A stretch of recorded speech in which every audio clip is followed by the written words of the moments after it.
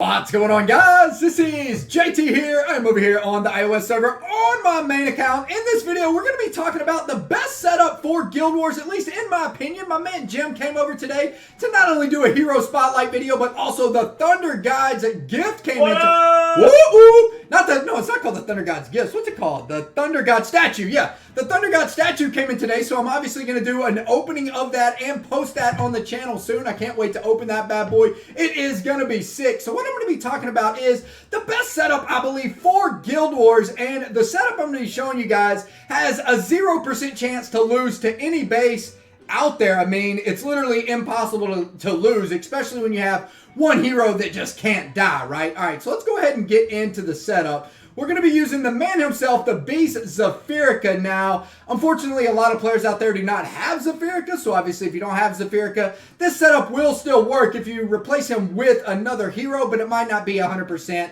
and you might not be able to take out every single base in the game without hardly trying, right? Because the setup I'm using, you can literally almost place your heroes anywhere on the person's base, and it works, but the strategy becomes a little bit better and a little bit faster if you do it a little bit strategically, right? So let's go ahead and get into the setup. So we got Zafirka with stealth and also survival. Now, the reason why this works so well is because stealth on Zafirka makes him go, obviously, invisible at 30, is it 30% life? 30 or 35% life. Well, guess what? Zafirka cannot be silenced either. He's immune to silence. So he's going to be healing during that stealth with the insignia survival. So the second he goes into stealth, not only is that going to increase his damage, make him do more damage to the other heroes out there, but it's also going to allow him to get the advantage of having survival heal while in the stealth mode as well. So he just keeps coming to full life. I'll show you guys some examples of this in a little bit. And of course, you want to throw Doom Balloon on Zafirka also, just because he can't die. So, I mean, Doom Balloon just takes out all the buildings if you can't take out all the heroes and you're stuck in that particular base. Sometimes, if you're fighting insanely hard bases, like let's just say Judacious Fire, one of the top players on iOS, he has some of those heroes that you probably can't kill, so you can just cheese his base by using Zafirka, right? So also coming in the number 2 spot is going to be Dove Keeper. We are rocking a 9 of 10 Unholy Pact on Dove. You want to keep the damage super high on Dove, because what you're going to want to use Dove for is, let's say the base you're attacking is using, let's say, like a Creation 01, a Walla Walla, something that can be one-shot, right? Well, guess what? Dove is probably going to one-shot that hero, so you want to go ahead and bring in the Dove. That brings in a ton of impact, which is, in my opinion, an Unholy Pact Dove. Now, I did throw the mini Angie on Dove just to keep her HP up. You know, Dove's not really that good for taking out a bunch of buildings, so you're going to want to use Zafirka for that with the Doom Balloon. But Dove is good at one-shotting all the heroes around the base and just basically doing cleanup. Now, you don't have to run survival on Dove. However, I like to keep my Dove alive as long as possible, right? So survival does work best to keep her alive the longest.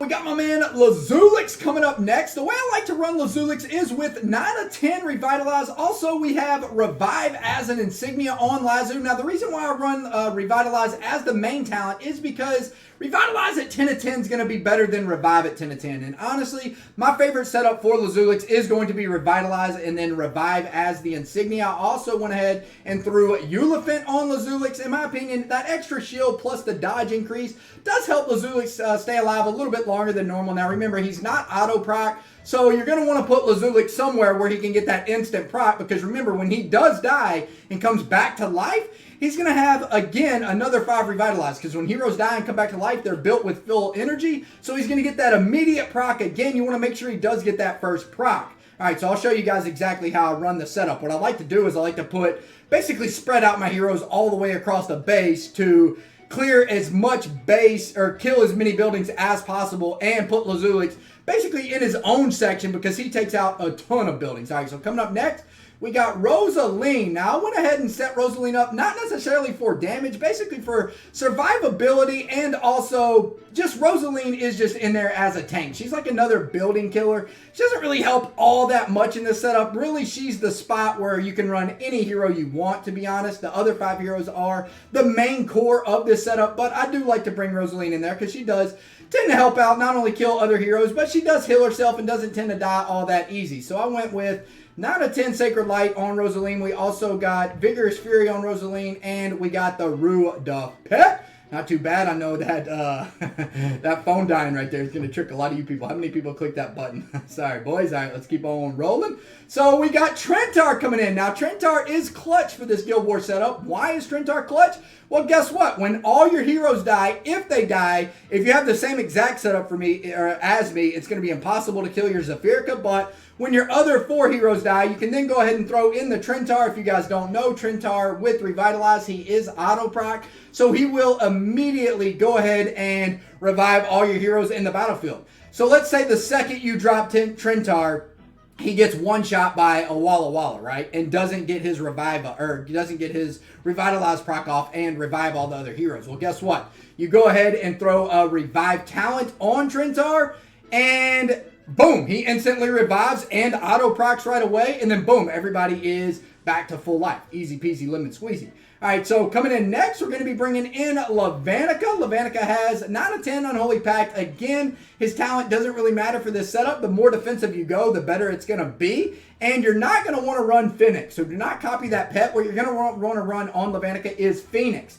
The reason why you want to run Phoenix is because Phoenix is kind of like a mini Doom Balloon, not quite as good, but does take out a lot of troops and also does damage to a lot of buildings and just makes the runs a lot quicker, right? And of course, you're going to want to run Survival on Lavanica because that just keeps him alive a lot longer than normal. So yeah, this is the setup right here. So let's go ahead and get into action. I'll show you guys exactly how I drop, and then we'll fight some of the top players in the game. So let's just go up against a normal player right here and see what goes down.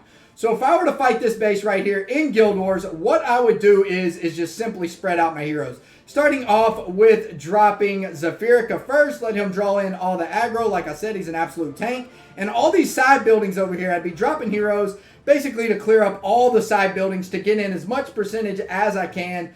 Then we'll go ahead and drop Lavanica right here as well. And then we'll drop Lazuli right here in the back. Actually, all the buildings are almost cleared up already. So yeah, we'll just drop Lazuli where the leftover buildings are. And as you guys can see, this just simply runs over any base. I mean, no matter who we fight, it's not going to matter. Their breakthrough levels, it doesn't matter. These guys are only level 24 breakthrough level. Ooh, got that new in there. All right, let's go ahead and drop against that. So let's go ahead and drop Zafirka over here. We'll drop Rosaline over here. We got Dove going over here. We'll drop Lazuli right here. Do all that damage to all those buildings. Then we'll drop Lavanica over here in the back. And like you guys can see, we're not even obviously having to use Tree because, well, for one, these heroes aren't breakthrough level 30, so they don't stand a chance against us. But if they did die, it wouldn't matter because we could drop Tree. All right, so let's go ahead and go against Judacious Fire. That way we lose some heroes and we can see how this works against the #1 player in the game. All right, so we got practice mode. Let's go ahead and practice up against him. And look at that. He's got the new, well, of course he has the new hero. And he's got Empower on that new hero. It looks like he has a level 9 Empower as well. Man, that Empower gains so much energy so fast. That is nasty.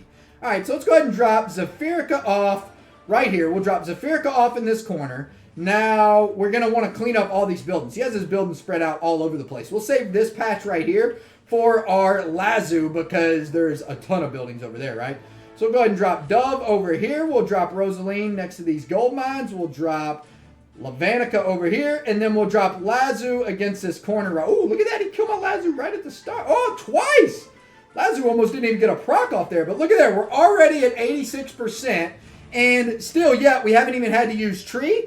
But you'll notice, obviously, the Zafirka down there still not dying, just monstering his way through. But since we're at 88%, we'll go ahead and drop Tree over here next to this tower. And Tree died, but he revived and then went ahead and revived all the rest of our heroes, which is very nice. And that leads to the 100% just like we wanted. So yeah, hopefully this setup shows you guys what you should aim for if you want a setup that can literally take out any base super quick, super easy, and you have a 0% chance of failing. Anyway, guys, hope y'all enjoyed the video. I am out of here for now. If my dog Mila catches 10 Frisbees in a row, you have to subscribe. Mila, don't let me down, baby. You ready? Let's go, Mila. Come on. There's 1. There's 2. There's 3. Oh, there's 4, baby. You ready? Don't let me down, man. Oh! Should we count that one? Oh, baby. She's still going. We got 10 back. Mila. Oh, yeah. Turn and clip. Yep, Mila. Oh, yeah. Come on, baby. Mila. Oh, yeah. You better not stop here, baby. Let's go. Come on. Show them what you got. Oh, yeah. You ready? Yep, Mila. Oh, say 10, Dad. What's 10? We got 20 frisbees over here. Oh, baby. It's all day, boy. Milo, you ready? Milo, you ready? You ready? Let's go, Mike. Come on, Mike. What you got, baby? In there, all that goes.